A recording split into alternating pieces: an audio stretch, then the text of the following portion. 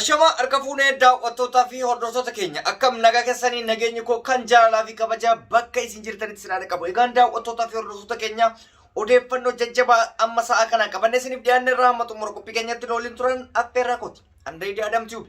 Namoonni chaanaalii keenya faarii taatan subscribe gochuun maatii keenya ta'a. Odeeffannoon wayitawaan nuti isiniif qabnu. Namoonni dirqaman gara waraanaatti ergamaa jiru. Keessayyuu sababa aangootiif yookaan siyaasatiif guutuu biyyattiitti taasifame naannoo Oromiyaa fi Amaaraa yookaan naannoo adda addaa qofa osoo hin taane Tigraayittis akka jiru odeeffannoo jabaa qabanne. Kana qofaa miti haalli biyyattiin keessa jirtu yeroo ammaa koo maalitti jirti? Akkasumas immoo namoota ajjeechaa artist Haacaaluu Hundeessaatiin himataman sadiin guyyaa har'aa beellama murtii qaban ture. Beellamni murtii qabatanii turan murtiin ajjeechaa yookaan du'aatii akka irratti faradamuuf kan murtaa'ee ture. Guyyaa har'aa beellamni maalirra oole kan jedhu kan isin biraan ga'uu fi dhumarratti ijoollee keenya obboleewwan keenya Su'uud Arabiyaa irratti hidhaa keessa jiran maaliif gara biyya gangalaa turan irraa adda cite kan jedhu iccitii guddaa qabadhe isiniif dhiyaadheera na hordofaa isiniin jedha. Egaan daawwattootaa fi hordoftoota keenya akkuma beekamutti biyyi keenya haala keessa jiru argaa jirra, nama kamiifiyyuu ifa jedhee hubadha. Haa ta'uti adeemsi ammallee deemamaa jiru baay'ee haala akka malee hedduminaan ijoollee keenya gara waraanaatti deemaa jiran jechuudha. Guyyaa har'aa yoo xiqqaate makiinaa baasii gurguddaa san jechuudha. Baasii gara nama 40 oli fuudhu san yoo xiqqaate 300 oltu gara dirree waraanaatti qajeele.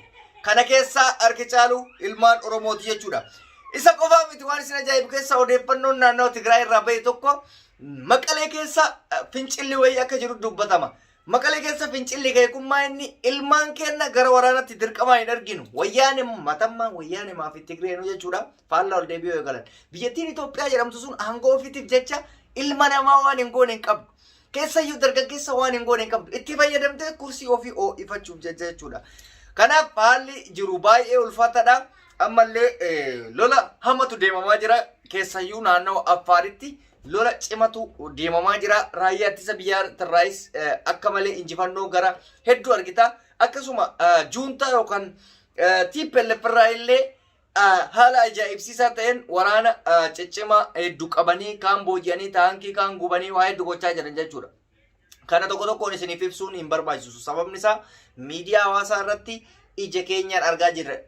Duraan yeroo odeeffannoon nu ga'u akkam ture yookaan bilbilaan si ga'a yookaan barreeffama adda addaatiin inboxisiiseen. Zaman ammaa kana faashinni maal godhe wanta ta'ame yeroo sanitti viidiyoon waraabama, yeroo sanitti gadhiifama, kallattiidhaan akka namaa achi jirutti daawwataa jechuudha haalli biyyi san keessa deemamtu. So biyyi haala hamaa akkanaa keessa jirti hundumaafuyyuu maal akka ta'u kan ilaallu ta'a jechuudha. Egaa mee kana asumatti dhaabee gama ijoollee artist Haacaaluu ajjeesan jedhamanii himataman sadiin irratti murtii maalitu darbe? Murtiin du'aa akka darbuuf ajaja gaafatee kan ture abbaan alangaa amma dura jechuudha. Beellamni isaanii guyyaa har'aati.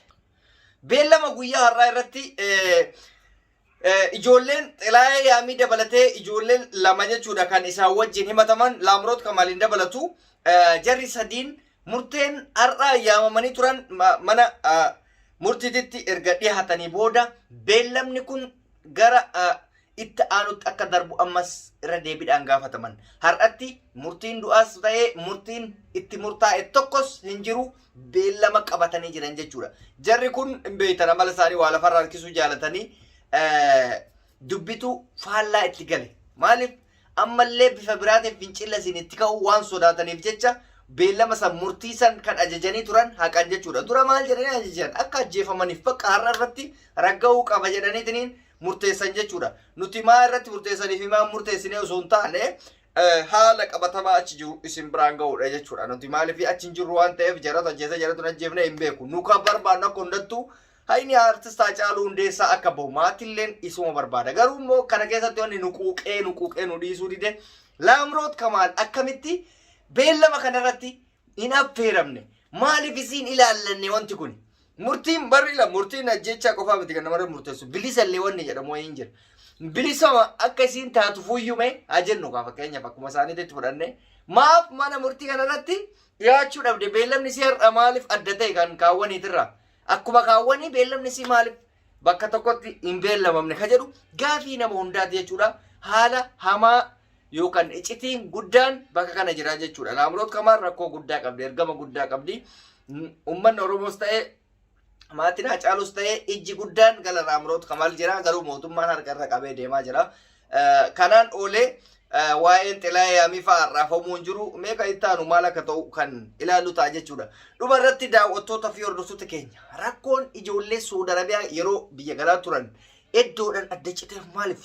Iccitii isaa guddaan maali? Sababni wanta dura waadaa galan deebi'anii duuba deebisanii gaabbaniif maali? Iccitii isaa salphamatti gaafa laalle biyyattii waraana keessa akka jirtu quba qabdan. Yeroo amma biyya galchassan kan deemaniin xiyyaara. Akkasumas achitti ijoolleen hedduu qullaa waan deemaniif wanta akka nyaata dhugaatii akkasuma caammaa adda addaa bitan. Baajata jara saniif goonu baajata ijoollee san hidhaa keessa yaasnuun maaliif makkalaaqayaa fi waraanatti ijoollee makaman kanaaf hin goone jedhanii baajata jaraaf ramadamee ture gara sanitti zoorsan. Salphumatti ana isin hima. Ijoollee Saudi Arabiyaa lammii biyya biraa godhanii isan mootu aangoo isaanii tiisuudhaaf gara waraanaa deemeef lammii godhanii akka nama biyyaaf dhaabbatu biyyaaf gaachana taatanii gara san geggeessanii jechuudha.